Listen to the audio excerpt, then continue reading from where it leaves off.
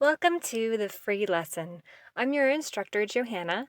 I'm going to introduce myself and tell you a little bit more about myself after the lesson, so stay tuned to hear more about my story and how I can help you. Let's get started.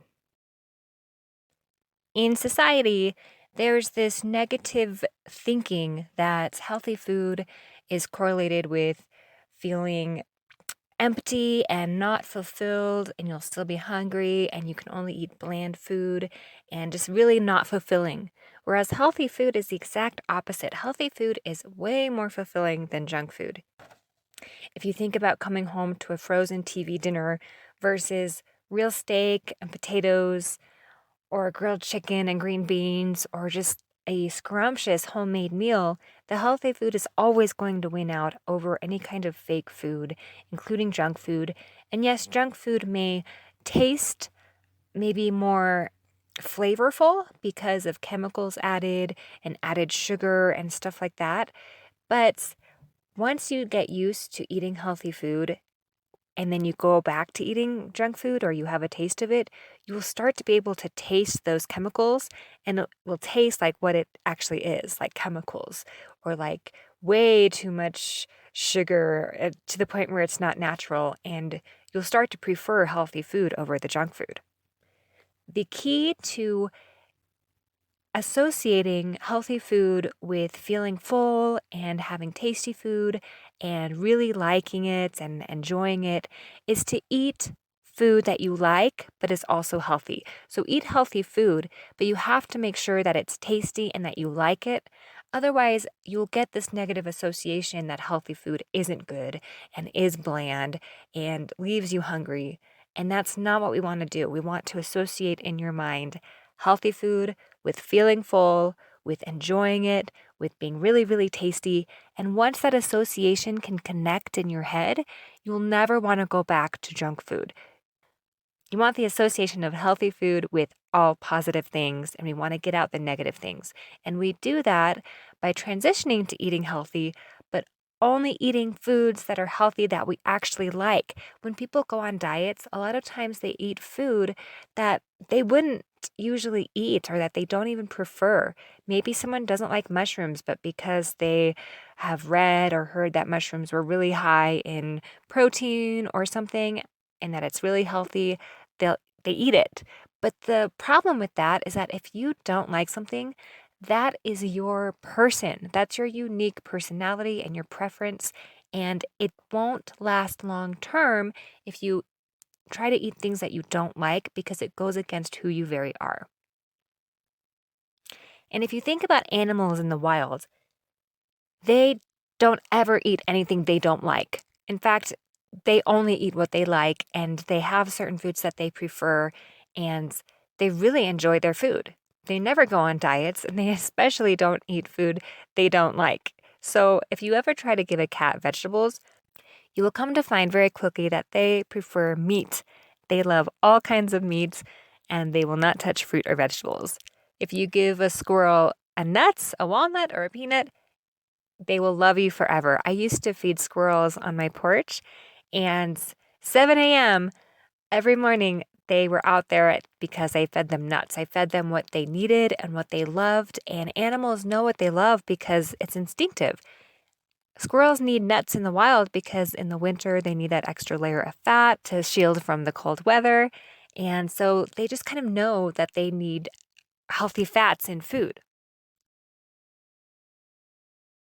Likewise, cats know that they need meat because their digestive systems are that of carnivores, and so they have a very short intestinal tract, and protein or meat takes a very short time to break down and digest, and so it needs that short intestinal tract because it doesn't take that long to be absorbed and to digest.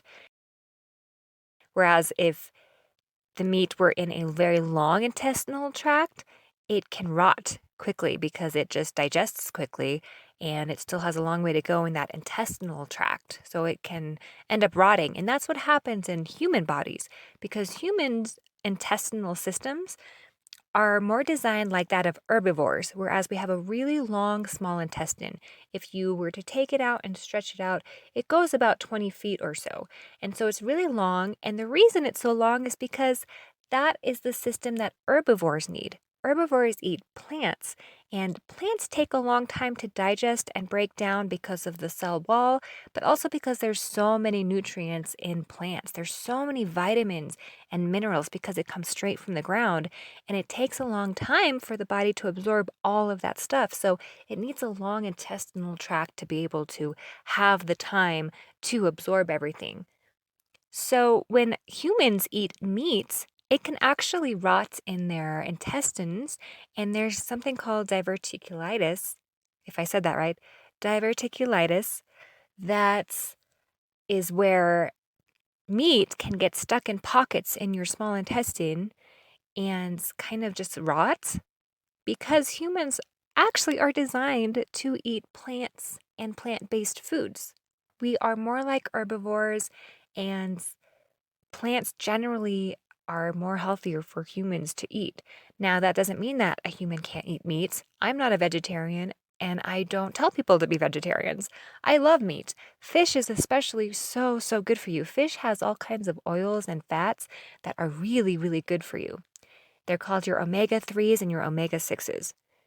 However, I don't eat a lot of animal meats, not only because I know that the system is better with plants, but also because, contrary to popular belief, we don't need that much animal meat. For some reason, especially in the US, it's kind of drilled into our heads with all the advertisements and with the medical field telling you that you need meat at every single meal. You don't need meat at every single meal. In fact, most cultures in the world only eat meat as a luxury a couple times a week, unless they live near a port or the sea where there's a lot of fish, and then those cultures generally eat a lot of fish. But like I said, fish is really, really good for you. So the human body just doesn't need that much meat, especially at every meal. We do not need meat at every meal. Now, protein is different from meat. Meat comes from animal muscle and animals, whereas protein as the category itself is just amino acids. And protein is found in a lot of vegetables. You would be surprised. Mushrooms and peas and spinach, there's a lot of protein in vegetables because protein is not necessarily meat. It's just amino acids. And you can find those in vegetables. You can find it in nuts. You can find it in animal meat. Animal meat does have a lot of protein, but it's not the only source. And if you regularly eat a lot of vegetables, you will by far get your level of protein that you need. People think that vegetarians or people who don't eat meat are really lacking in protein, but it's really not the case as long as they're eating vegetables and nuts, which they usually do because they're not eating animal meat as much. That was one lesson out of my course called How to Start Eating Healthy. If you're interested in taking the full course and learning more about the human body and how it works and how you can eat to complement your body's natural instincts, then you can sign up here. I'm going to tell you a little bit about this course, and then I'm going to tell you more about myself and my journey. The course is broken up into 6 sections, with each section, besides the first and last one, having about 4 to 6 lessons in each one. Here you can see the outline of the course, and this course's aim is to teach you how to love eating healthy food, but also how to let yourself eat food that you love that may be unhealthy. And this course explains some habits and systems to get into to keep weight off your body while still enjoying foods that you like that might not be healthy, but also learning how to enjoy healthy foods that you actually want to eat it, even more so than unhealthy food. You can sign up here, and I would love to have you take this course. I think you would get so much out of it, and there's a lot of stuff that people don't know about how the human body works, especially in today's day and age, and I explain why there is an obesity epidemic and how to cure it. These are what specifically worked for me, and people ask me how I stay thin, and I tell them these things. So take this course if you're interested in learning what those things are, and I know it will work for you long term as you develop the habits. Now I'm going to talk a little bit about myself and why I made this course to begin with. I live in Colorado. I live kind of out in the country a little bit, and I really love Colorado because it has provided trails and open space. And before, I was not physically active. Many, many moons ago, when I was a teenager, I was not physically active. I didn't consider myself athletic. But over the years, as I went on a health journey and figured out how to stay healthy and thin while satiated all at the same time, Colorado provided beautiful scenery for me to get outside and actually start to enjoy physical activity. So I do live in Colorado. I do have a degree in behavioral science. I chose this degree because I didn't know what I wanted to do in college, but I was in a situation where I could go to college, so I did. The degree itself, behavioral science, actually comes in handy with weight loss and with health because health and weight loss is probably 90% behavior based.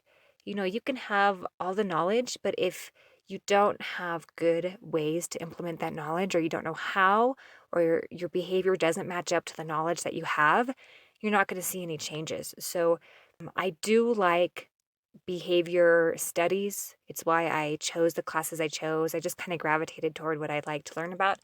And so, motivation and psychology and people groups. I studied Africa a lot, like different cultures of people and just why people do stuff, why cultures are the way they are, and then behavior, why people do the things they do. I love learning about that stuff. I would read so many success stories of people who lost weight, and there's so many telling behavior patterns when you read success stories. So I have all of that information for you about things that I learned through reading success stories. I'm really, really passionate about health and weight loss, mostly because I come from a place of not knowing anything about it and feeling horrible in my body. I didn't ever diet, but I did go through a phase where I didn't eat very much because I saw that you could not gain weight by not eating. But that's the worst thing to do, and that's usually the first resort that a lot of people go to when they try to lose weight is they stop eating. And I'm going to explain in one of the lessons in this course why that's the last thing you want to do and why your body reacts in the complete opposite way when you stop eating just to lose weight. But the exact opposite thing happened. I started to gain a lot of weight. And this is what happens when you stop eating for the sake of losing weight. You'll not only gain weight, you'll gain back a bunch of weight. And I explain in one of the lessons why that happens, but it's very logical why it happens. But anyway, I gained back a bunch of weight. I was probably 20 to 30 pounds overweight in high school. And it doesn't matter what age you are, if your body is overweight, being overweight is basically inflammation. Your body is inflamed. And whenever there's inflammation on your body, let's say you woke up and your ankle was swollen. I mean, what's the first thing you do? You know that something's wrong. You go to put ice on it. You might go to the doctor. But being swollen, having a part of your body inflamed, shows that there's something wrong, something going on with your body that's not right. And so when one area of our body is swollen, we freak out and we try to fix it. But when our whole body is swollen, we just call that curvy. But that's not curvy. Being overweight and being inflamed, and it looks inflamed. An overweight body looks inflamed. Your body's trying to tell you that something's not right, and it's not. You're not just curvy, you're not big boned. Your body's trying to tell you something's not right. Another big telltale sign is that you don't feel good in your body. I felt awful. And so it doesn't matter what age you are overweight. The body is the body is the body. And if it's overweight, it's going to make you feel bad. And when you feel bad physically, you're miserable. I was miserable in my body. So I kind of have experimented with both sides, being skinny because I wasn't eating. And a lot of people who go on diets or whatever, and they can get skinny, but they don't eat and they don't take care of themselves they're doing it the wrong way. But I also have experience with being overweight and feeling awful in my body and eating as much as I wanted, but not knowing what habits to do to eat and also stay thin at the same time. So I'm very, very passionate about this subject because I have gone through it.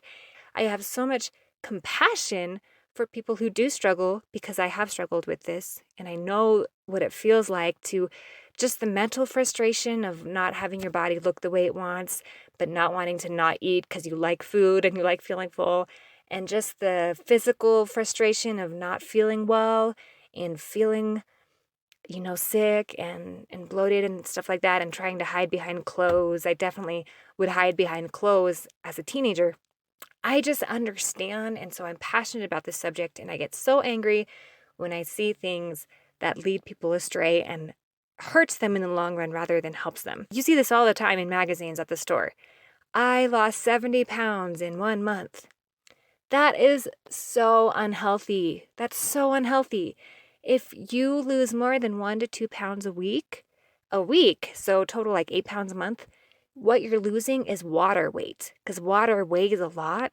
Like if you carry around a bucket of water, like your arm is going to be sore after a while because water just weighs so much. That's why you can drown easily, because the water comes on you and it just drags you down. It's so heavy.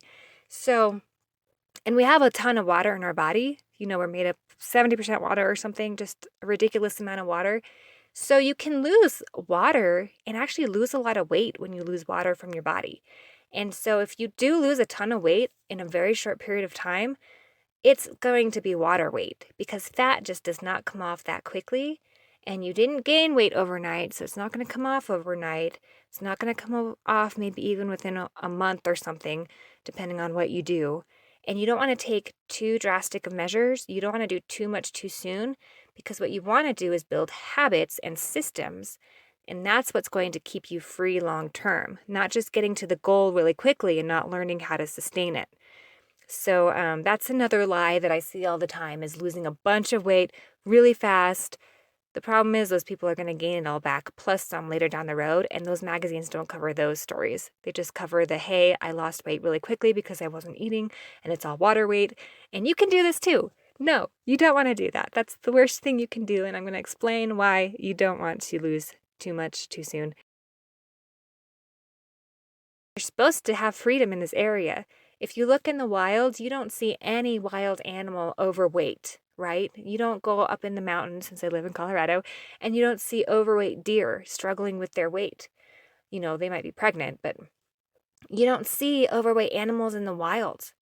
It's not natural. Having constant inflammation of the vehicle you live in is not natural. That is your body saying, hey, something's wrong. And our society has just kind of adapted this inflammation as being curvy and big boned and something you're born with. Inflammation is not something you're born with. In fact, every single human body fights against inflammation. We have white blood cells. We have all the systems. We have our lymph nodes. All the systems in our body work together to prevent inflammation and swelling. And it's not that you're born with inflammation. You're not born with it. It's a sign. So I'm going to tell you a little bit in this course about how to get started having some healthy habits so that the inflammation naturally goes down over time and doesn't come back up again. And I really, really hope that at least you get some stuff out of this, to where you understand why the body works the way it does, how you can eat and still be full and still love your body all at the same time, and then how to keep your body from being inflamed.